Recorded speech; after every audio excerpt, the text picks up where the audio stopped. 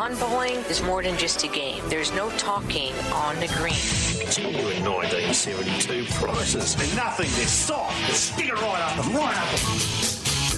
Welcome to Without Bias with Sam Hargraves.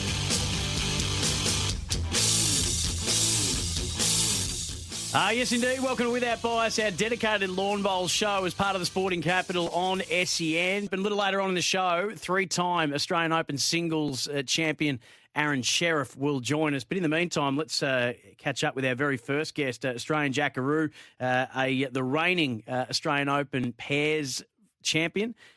It's an absolute pleasure to have Dawn Hayman on Without Bias. How are you, Dawn? Good, how are you? I'm very well, thanks. As I mentioned, you're in a cracking vein of form at the moment. Two-time Australian Champion of Champions winner, as well as a brilliant performance at BPL 13 in Perth in April. Your confidence levels must be sky high at the moment, Dawn. Yeah, they are. I'm really enjoying my bowls at the moment.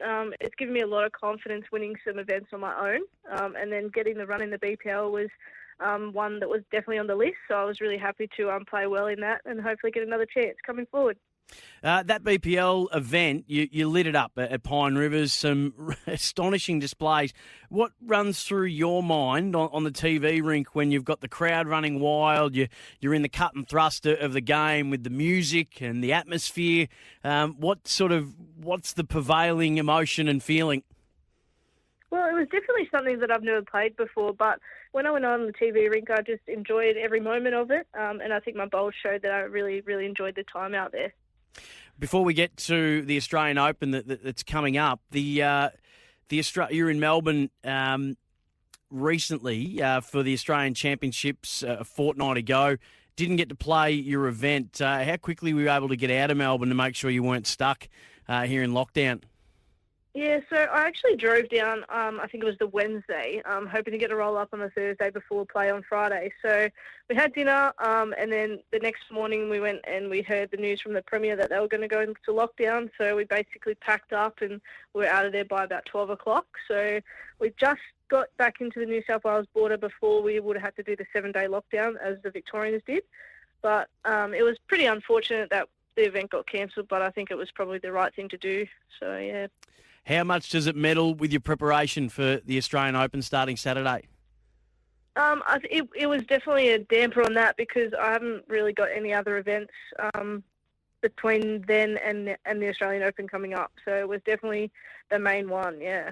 So how do you then how do you then train to simulate what you can expect or to get as close to the conditions and the pressure that you might be experiencing when it comes to what's about to unfold at the Australian Open? How do you try and get that kind of training off and running?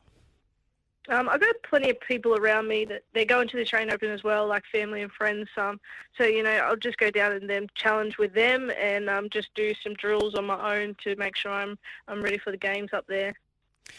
So you're pairing up with Jen Delves, sorry. You guys are the reigning pairs champion, who you're teaming up with again. How do you guys, are you guys able to prepare together or do you come together for the tournament itself? Yeah, we just come together for the tournament. I actually haven't seen Jen for quite some time. I know she was down in Melbourne and she performed really well down there when they got to play. So I think we'll be fine. We'll just team up again like we did last time we were there and hopefully do well again. How do you strategise then? If you don't get to catch up, are you going through, is it Zoom sessions? Is it just phone chats? Do you just send each other notes, WhatsApp? Is there much of that goes on when you're sort of scouting the opponents that you might be coming up against? Oh, not too much. We send a few text messages here and there, but we both know what we need to do, so I think we're pretty comfortable with each other to go and do that. Does that happen much in lawn bowls, Dawn? In other sports that we cover, we hear about, watching vision of the opponents that are coming up, looking at where they might be strengths, weaknesses, opportunities, the whole kind of SWOT analysis aspect of things. Does that happen frequently in bowls? Not as much as other sports, I wouldn't think. If there's something to be pointed out, it's going to be pointed out, of course, but we just focus on our strengths and work from that. Mm. And do you just feel like, just through experience of playing against the people you're coming up with, you've got a fair idea of what they bring to the table instead of skill sets or attitudes or tactical approaches, things like that? Yeah, we do. We've got our own sort of game plan, and we'll just go from our strengths and we'll work from there. We're speaking to Dawn Hayman on Without Bias for Bowls Australia. Local legends wanted. Search bowls clubs near me. And for Apia, proudly supporting Bowls Australia. Apia dedicated specialist, ready to help. Call 135050. Apia, get set, go. Your first matchup will be against Jacinta Weir and Charmaine Sleeman from Queensland. The Australian Open boasting a lot of club players. How do you find it early on against players and with what we were speaking about? I suppose when you've got the outlook that you just worry about what you do, would it tend to worry you much when you don't know much about the player that you're coming up against? I know a little bit about Jacinta. I know she's a good up-and-coming player, and obviously it's going to be on her home greens as she lives in the Gold Coast. So, yeah, as I said before, we just focus on what we do and then take the rest as it comes. What's your preferred format, Dawn? Singles, pairs, fours? What do you prefer? Look, I like it all, but I think at the moment with my singles record, I think that's what I'm pretty comfortable with at the moment.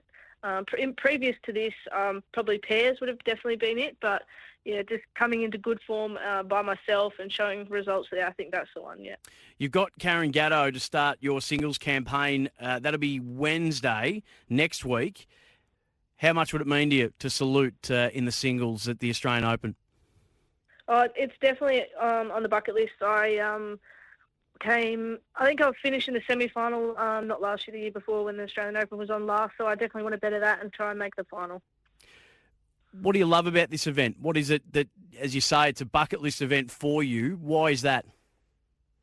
There's just so many quality players that enter into the Australian Open. I mean, it's a bit unfortunate that some of the Victorians won't be able to make it this year, but it's such a good chance for everyone to play against different people that you wouldn't normally play against and meet new people and make friendships along the way. That number one ranking that you've attained at the moment, how special is that to you? It's very special, actually. It proves to me that I'm going well as a player, and I'm really confident in how things are going. So, yeah, we'll see what happens at the end of that. How far ahead do you look, Dawn, when you are doing your goal setting and you are making your bucket lists? I just look to the next year. So we've got quite a few trials and stuff coming up, so I want to be in my best form for those, to put my name forward to hopefully get selected in some of the big events. And Dawn, for those who might not know about your journey into bowls, tell us, just enlighten us on where you started and how you got to where you are now, the number one ranked singles player in the country. Yeah, so I started at Meadow Bowling Club in Wollongong, where I live at the moment. I started when I was 10 years old. My parents just got me to try it with some of their friends that were out bowling. And I said, no, I don't want to do that. But I eventually went out there and I haven't stopped since. So then I went from Meadow to St John's Park. They opened me with open arms. They've taken really good care of me. I had a lot of influence from, Kelsey Cottrell when she was there and Ann Johns as well. I got to play a lot with them.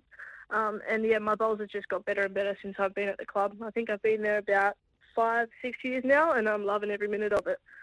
So is your friendship group in your personal life, are they all lawn bowlers, or outside of lawn bowls you've got a completely different friendship circle? I would say that the friendship circle is more evolved around bowls at the moment, because that's what I spend most of my time doing. But I do definitely have a lot of family and friends outside of bowls that I communicate with as well. And when you first said, I'm going to go off and become Australia's number one ranked singles lawn bowler, what kind of response did you get? Everyone's just so proud of me. Like, I can't believe the support that I've got. Yep. From not just family, but friends all over the place, the messages I get. And, yeah, it's just overwhelming sometimes. Dawn, what does it mean to you to know that Bowls Australia are now really trying to bang down that door in order to get lawn bowls as an Olympic sport? It won't happen straight away, but being quite young, it would be hopefully something that becomes a reality down the track. What would that mean? Yeah, it'd definitely be very special. I've obviously got my eyes on the Commonwealth Games, but if I could get into the Olympics, would be really good as well. So I hope they get some success with that down the track. But yeah, we'll see what happens. Well, in the meantime, that's the long-term goal. The short-term is the Australian Open starts Saturday. We can't wait to see you in action. You're getting started straight away in the pairs, and then next Wednesday, the singles start for you, and maybe a bucket list item ticked off and realised, a dream to come true. Good luck with it, Dawn. We're following you closely. Thank you very much. Wonderful to have Dawn Hayman, Australian Jackaroo, on the program. This is Without Bias. Local legends wanted to search bowls clubs near me. And brought to you by Apia, proudly supporting Bowls Australia. From one Jackaroo to another, we'll go to the three-time Australian Open singles champion, Aron Sherriff, will be with us on the other side of this on Without Bias on SEN. From the wide outdoors to the great indoors, this is Without Bias with Sam Hargraves.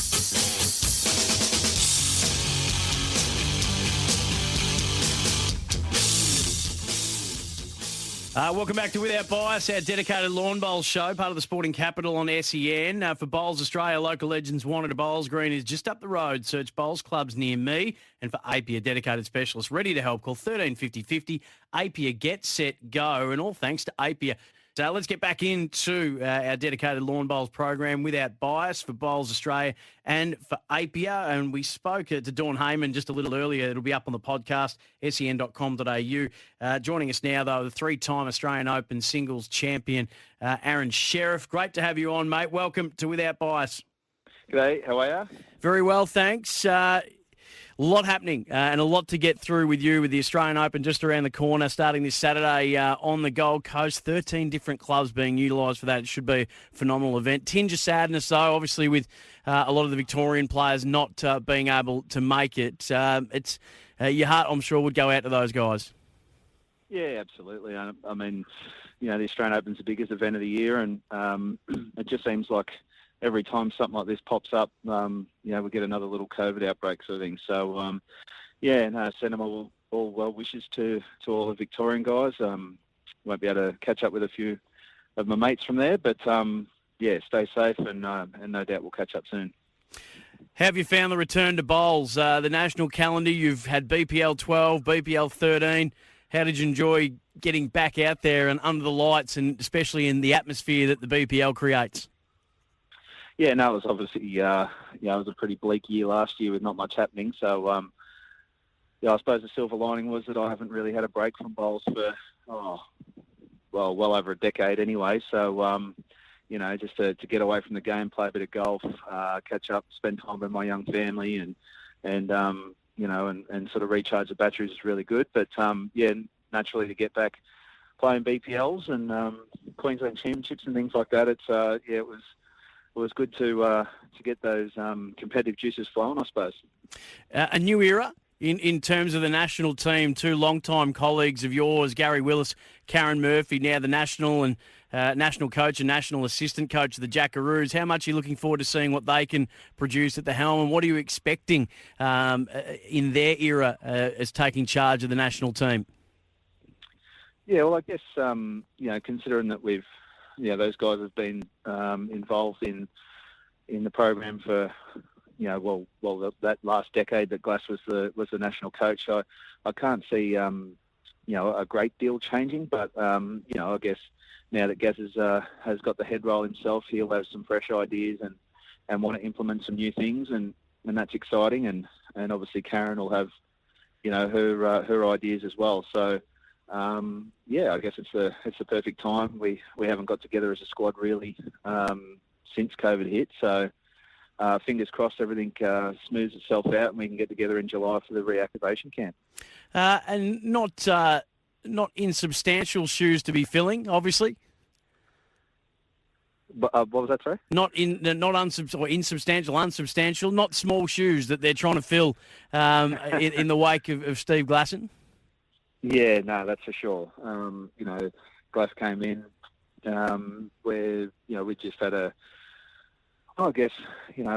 pretty lean period for a while there. And he changed the culture and made it an extremely player-driven program. And it was about not just being good players but good people as well, and he's obviously left the squad in an amazing position with probably our most successful period ever for Australia. So definitely not small shoes to fill, but like I said, Gary and Karen have been well and truly a part of that program as well. So excited for what they have to bring to the system now as well.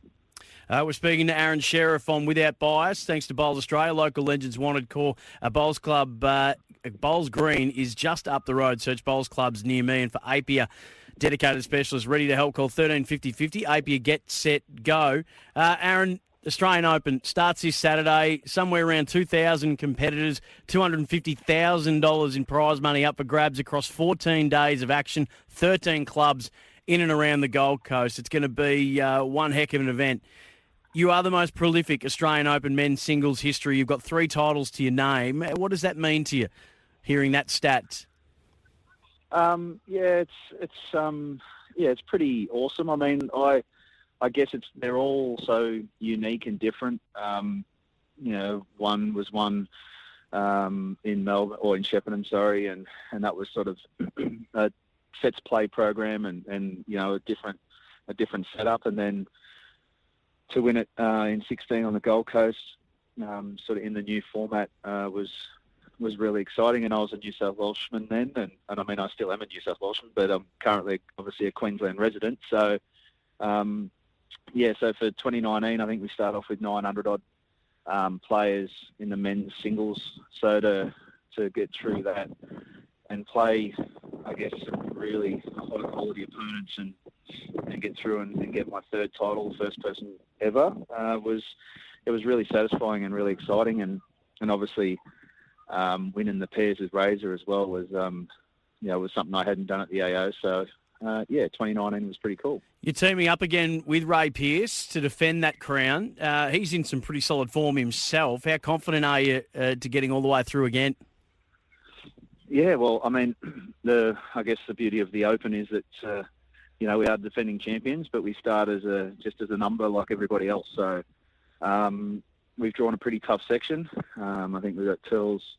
I think Kurt Brown has been replaced by Stephen Tong. So we've got a pretty tough section, but we're on the greens at Helensvale that I know really well, and as you said, Razor's in great form. So I'm sure if we can play anywhere near our max potential, then we should be able to give it a bit of a shake again. But I mean, there's a lot of quality in the field, so anything's possible, that's for sure. Have you and he already discussed who you believe the main dangers are, or the biggest hurdles in the draw? No, we haven't really had a chat about it. I mean, the Australian Open is what it is.